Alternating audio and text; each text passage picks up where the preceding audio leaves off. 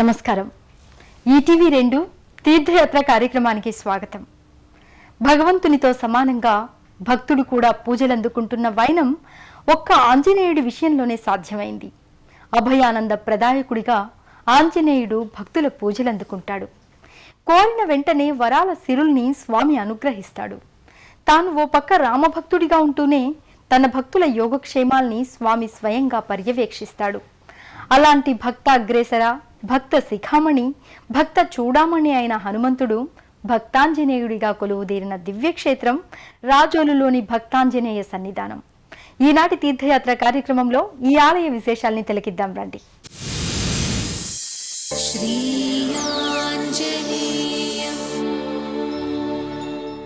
తూర్పు గోదావరి జిల్లా రాజోలు పట్టణంలో గోదావరి నదీ తీరాన భక్తాంజనేయ స్వామి సన్నిధి నెలకొని ఉంది. ఇది త్రేతాయుగం నాటి సన్నిధిగా చెబుతారు.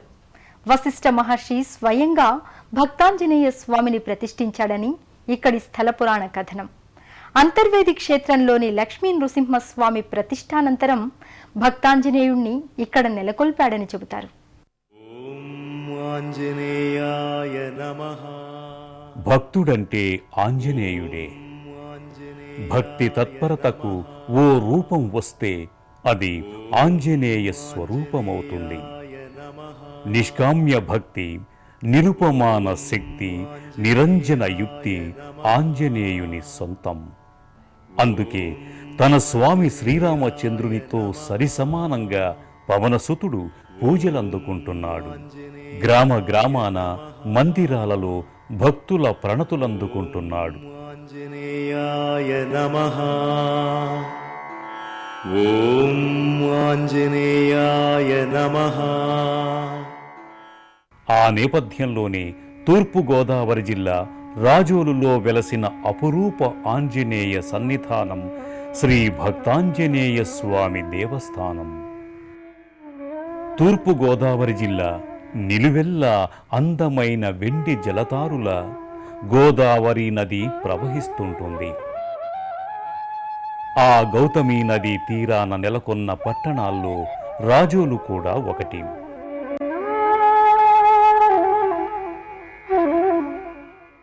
ఆహ్లాదకరమైన వాతావరణ నేపథ్యంగా రాజోలులో గోదావరి తీరాన భక్తాంజనేయ స్వామి సన్నిధి నెలకొని ఉంటుంది.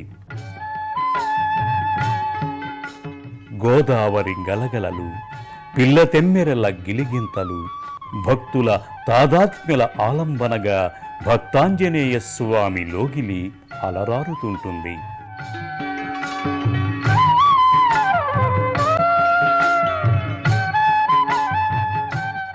సూర్యుణ్ణి పండు అనుకుని సూర్యకుండలాన్ని సమీపించి ఆంజనేయుడు విలక్షణమైన హసువుల్ని పొందాడు.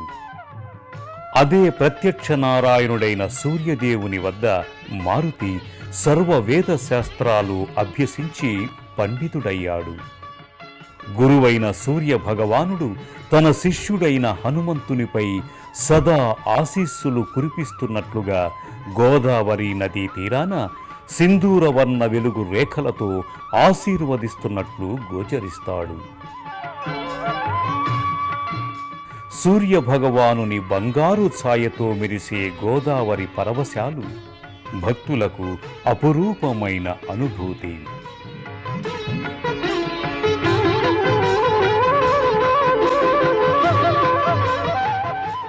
ఈ నదీ తీరాన ఉన్న అపురూప సన్నిధానం భక్తాంజనేయ స్వామి దేవస్థానం.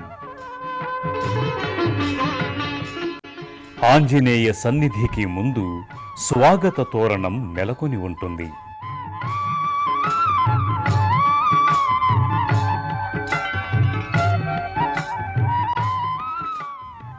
ఆ తోరణం గుండా భక్తులు ఆలయ లోగిలిలోకి ప్రవేశిస్తారు.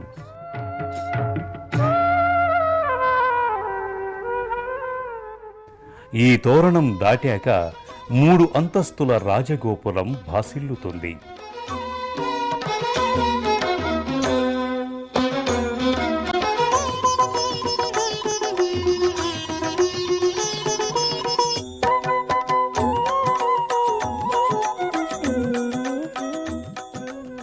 ఈ గోపురంపై వివిధ రూపాలలో ఉన్న ఆంజనేయ స్వామి మూర్తులు, ఇతర దేవతామూర్తులు గోచరమవుతాయి.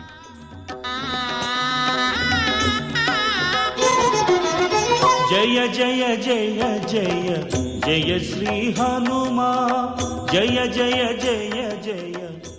అలాగే గీతోపదేశం చేసే శ్రీకృష్ణ భగవానుడు, వినాయకుడు, పంచముఖ ఆంజనేయ స్వామి మూర్తులు ఉంటాయి. జగదభివందన ఈ గోపురానికి ఇరువైపులా కపిశ్రేష్ఠులైన ఇరువురు ద్వారపాలకులుంటారు. జయ హే శ్రీమన్ హనుమా, జయ హే. ఈ రాజగోపురం గుండా భక్తులు స్వామి ప్రధాన సన్నిధిలోకి ప్రవేశిస్తారు. హనుమా జయ జయ జయ జయ ప్రభుదయ గనుమా. సన్నిధిలోకి ప్రవేశించగానే సమున్నత పంచలోహ ధ్వజస్తంభం నెలకొని ఉంటుంది.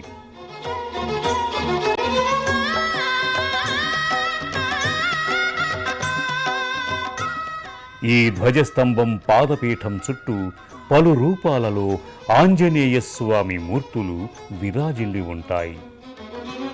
అంజని కుమార అతి బలవీర ఆశ్రితాఘహర అసురభీ. ధ్వజస్తంభం పీఠంపై రాజగోపురానికి అభిముఖంగా సింధూరవర్ణ శోభిత పవనసుత హనుమాన్ మూర్తి ప్రకాశిస్తుంది. ధ్వజస్తంభానికి ప్రణమిల్లిన అనంతరం భక్తులు ప్రదక్షిణలు చేసుకుంటారు. రాముని కీర్తన వినబడు ఎక్కడ రాముని కీర్తన. సుందరమైన వర్ణరంజిత భరిత ఆలయ ప్రాకారాదులు భక్తుల్ని మురిపిస్తాయి. భక్తి భావన స్రవంతిలో విహరింపజేస్తాయి. స్వామి రూపాలతో పాటు ఇతర దేవతామూర్తులు, వశిష్ఠాది ఋషుల మూర్తులు ఉంటాయి. నీవయ్యా నీ చరణములే నమ్మితి హనుమా, నాకిహ పరముల నిమ్మో హనుమా. మారుతి వాహనమైన ఒంటె విగ్రహాలు గోపురానికి నలువైపులా గోచరమవుతాయి. నాకిహ పరముల నిమ్మో హనుమా. గోపురం అగ్రభాగాన కలశాకృతి నెలకొని ఉంటుంది. జయ జయ జయ జయ జయ శ్రీ హనుమా. రాజోలు భక్తాంజనేయ స్వామి సన్నిధి ఆవిర్భావానికి సంబంధించి పలు గాథలు ప్రచారంలో ఉన్నాయి. వశిష్ఠ మహర్షి గోదావరి నదీ తీరంలో సోమయాగం చేయాలని సంకల్పించాడు. అందుకు ఇప్పటి రాజోలు గోదావరి నదీ తీర ప్రాంతం ఎంతో అనువైనదిగా భావించాడు. సోమయాగ సంరక్షణార్థం యాగరక్షకునిగా రామభక్తాంజనేయ స్వామి విగ్రహాన్ని రూపుదిద్ది ఇక్కడ ప్రతిష్ఠించాడు. అలనాడు సోమయాగాన్ని నిర్వహించిన ఆ ప్రదేశం సోమపల్లిగా, అనంతరం సోమఫలిగా వినుతికెక్కింది. తదనంతర కాలంలో ఇది రాజోలుగా మారింది. యుగ యుగాల చరిత్ర ఉన్న ఈ ఆలయాన్ని దశాబ్దం క్రితం జీర్ణోద్ధరణ చేసి సర్వాంగ సుందరంగా రూపుదిద్దారు. పరమేశ్వరుడు తాను ఏ నామాన్నైతే నిత్యం జపిస్తుంటారో ఆ రామనామానికి శాశ్వతత్వాన్ని, అఖండత్వాన్ని కల్పించడానికి సంకల్పించాడు. శ్రీరామావతారానికన్నా ముందుగా హనుమంతుని జన్మకు శ్రీకారం చుట్టాడు. తన అంశను వాయుదేవుని ద్వారా అంజనాదేవి గర్భావాసాన చేర్చాడు.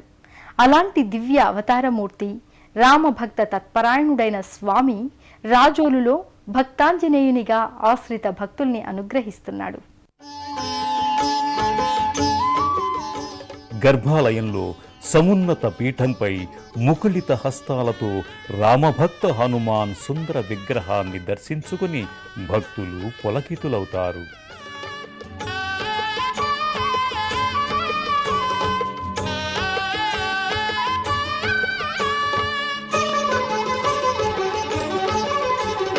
ఓంకార రూప శ్రీ ఆంజనేయ.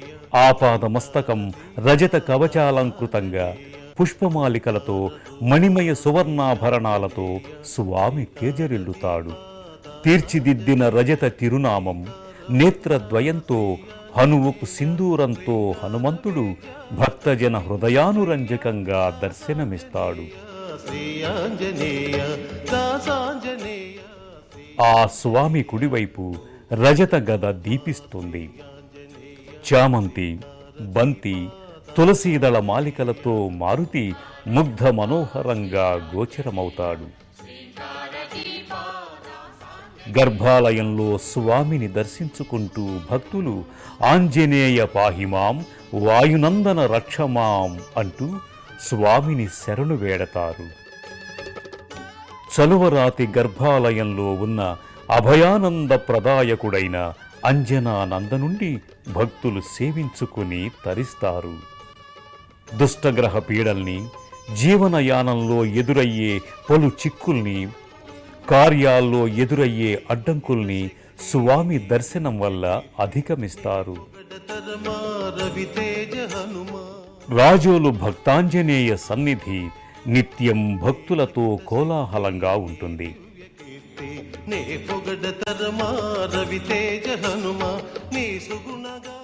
విశేషించి ప్రతి మంగళ శనివారాలలో భక్తులు ఈ ఆలయానికి అధిక సంఖ్యలో విచ్చేసి హనుమాన్ అనుగ్రహానికి పాత్రులవుతారు.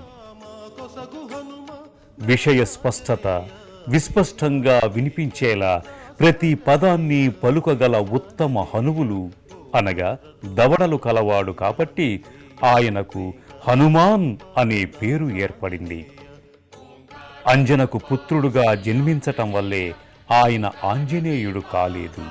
ఏ వ్యక్తి అయినా తాము సంభాషించేటప్పుడు నాదం అనే వాయువు నాభి నుంచి మొదలై హృదయాన్ని దాటుతూ శ్వాసతంత్రుల్ని తాకి చివరకు అంగుడు అనగా అంజనను తాకుతుంది. ఆ విధంగా ఆ వాయువుకు ఈ అంజనకు ఆవిర్భవించిన ప్రశస్తమైన వాగ్ధాటి కలవాడు ఆంజనేయుడు.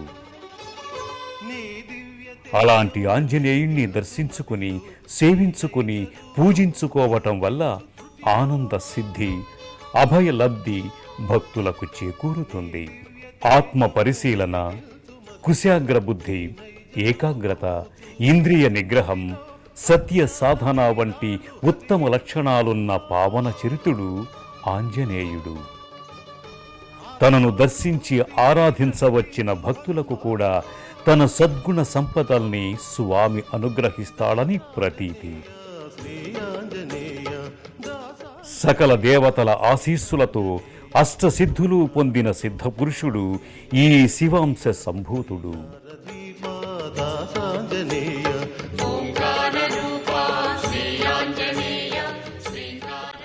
రామునితో ధీటుగా ధైర్య సాహసాల్ని ప్రదర్శించిన వజ్ర శరీరుడు వాయునందనుడు.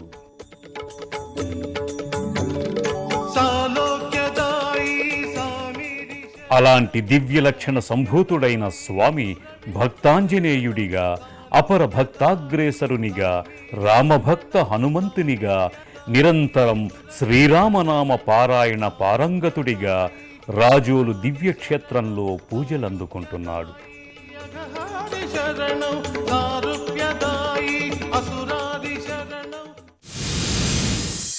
రాజోలు భక్తాంజనేయ సన్నిధిలో పలు ఉపాలయాలున్నాయి. ఈ ఉపాలయాలలో కోదండరామస్వామి, వరసిద్ధి వినాయక స్వామి నిత్య పూజాది కైంకర్యాలు అందుకుంటున్నారు. ఈ రెండు ఉపాలయాల్ని ఇటీవలి కాలంలో నిర్మించారు.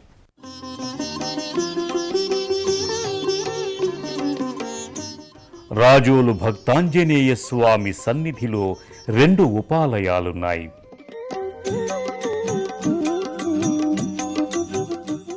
కోదండరామాలయంలో శ్రీ ఆంజనేయ సహిత శ్రీ సీతారామ లక్ష్మణులు సకలాభరణయుక్తంగా సర్వలాంఛనాలతో కొలువుతీరి ఉంటారు. స్పష్టమైన ఆకృతులతో ఒకే మకర తోరణయుక్తంగా మూలవరులు అలరారుతుంటారు. శ్రీరామ ప్రియదూత స్వామి భక్తి పరాయణుడైన భక్తాంజనేయ స్వామి తన సర్వస్వం అయిన శ్రీరామచంద్రుణ్ణి తన సమక్షంలోనే ప్రతిష్ఠింపచేసుకుని ఆరాధించుకుంటున్న వైనం ఇక్కడి ప్రత్యేకత. చరిత నిన్ను పొగడగ మేమెంత శ్రీమంత హనుమంత శ్రీరామ ప్రియదూత శ్రీమంత హనుమంత శ్రీరామ ప్రియదూత.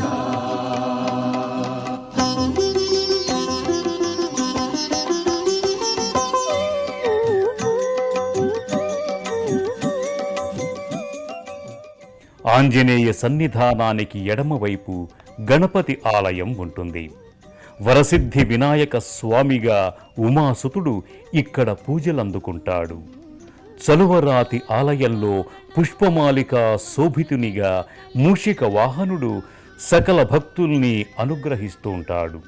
బలము బుద్ధి విద్యలిచ్చి భ్రాంతి బాపు హనుమంత కాంచనాద్రి శారీర ఆంజనేయ స్వామి గర్భాలయ ముఖమంటపంలో ఎడమవైపున కూడా పంచలోహ గణపతి ప్రతిమ భాసిల్లుతుంది. పులిసకేత గదాధర శంకరాంశ కేసరి సుత శరణంటిని హనుమంత శంకరాంశ కేసరి సుత శరణంటిని హనుమంత జయ మారుతి జయ హారతి శ్రీరామ ప్రియ దూత హే మారుతి జయ మారుతి జయ హారతి శ్రీరామ ప్రియ దూత హే మారుతి.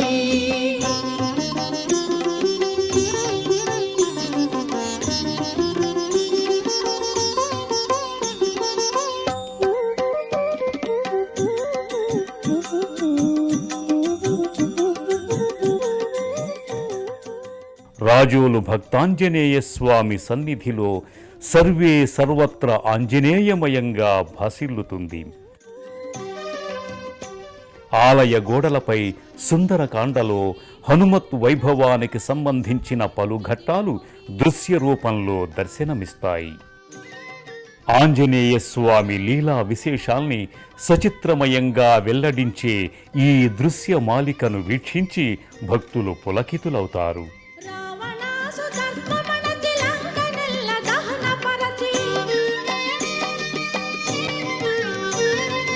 రావణాసుతర్పమణచి లంకనెల్ల దహనపరచి రాక్షసాంత కుండలైన రామదూత హనుమంత రాక్షసాంత కుండలైన రామదూత హనుమంత. రాజోలు భక్తాంజనేయ స్వామి సన్నిధానంలో ప్రతి మంగళ శనివారాల్లో విశేష పూజల్ని నిర్వహిస్తారు. తోమాల పూజతో పాటు స్వామి హనుమకు సింధూరాన్ని మంత్రపూర్వకంగా అద్దుతారు. ఈ క్షేత్రంలో నిర్వహించే ప్రధాన వేడుక హనుమత్ జయంతి.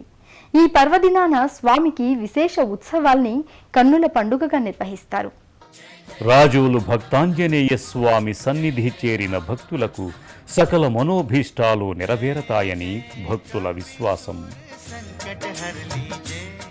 నమ్మి కొలిచిన వారి పాలిట కొంగు బంగారం హనుమంతుడు. నియమబద్ధంగా మండలం పాటు హనుమాన్ చాలీసా పఠిస్తూ 11 ప్రదక్షిణలని ఈ స్వామి ఆలయం చుట్టూ చేస్తే సమస్త కార్యాలు సిద్ధిస్తాయని చెబుతారు. మానసిక రుగ్మతల్ని, దుష్టగ్రహ బాధల్ని, దీర్ఘ రోగాల్ని ఈ స్వామి నివారిస్తాడని ప్రగాఢ నమ్మకం.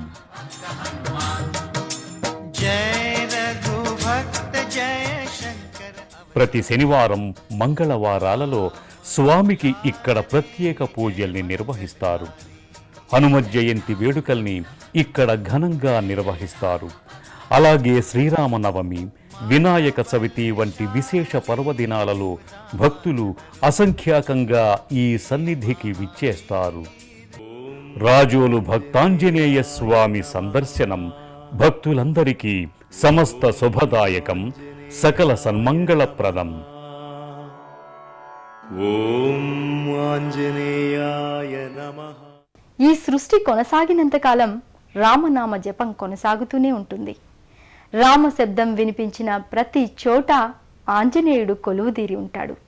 సీతాశోక నివారకుడిగా, లక్ష్మణ ప్రాణదాతగా, రామ సేవకునిగా ఇలా సర్వత్రా వాయునందనుడు వ్యాపించి తన మూర్తిమత్వాన్ని చాటుకున్నాడు. సర్వవ్యాపి అయిన సర్వేశ్వర సంభూతుడు ఆంజనేయుని కృపా విశేషాలు మనపై సదా వెల్లివిరియాలని భక్తాంజనేయ స్వామిని ఆరాధిద్దాం. మరో తీర్థయాత్ర కార్యక్రమంలో మరో క్షేత్ర సందర్శనంతో మళ్ళీ కలుసుకుందాం. అంతవరకు సెలవు. నమస్కారం. పుణ్యక్షేత్రాల దర్శనం, అపురూప ఆలయాల సందర్శనం, తీర్థయాత్ర కార్యక్రమాన్ని ఇప్పుడు యూట్యూబ్ ఆన్లైన్లో www.youtube.com/etv2india లింక్ ద్వారా కూడా వీక్షించండి.